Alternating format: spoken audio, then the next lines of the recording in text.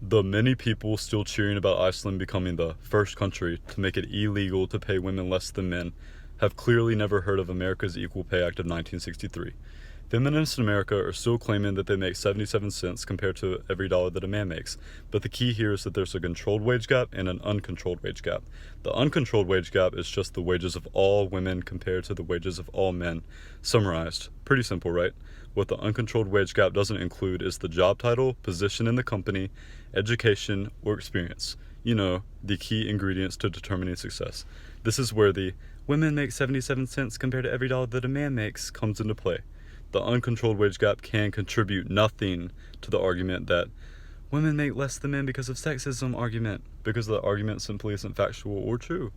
Sometimes women prioritize flexibility over higher pay, so they go for the lower paying job. Sometimes women go for the part-time job instead of the full-time job, maybe to stay home and raise a family.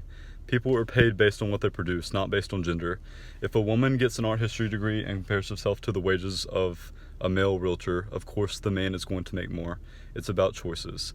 Now for the controlled wage gap. The controlled wage gap actually does compare on a basis and on a similar level of experience, background, job title, and in 2016 the controlled wage gap actually did say that women made 98 cents compared to every dollar that a man makes.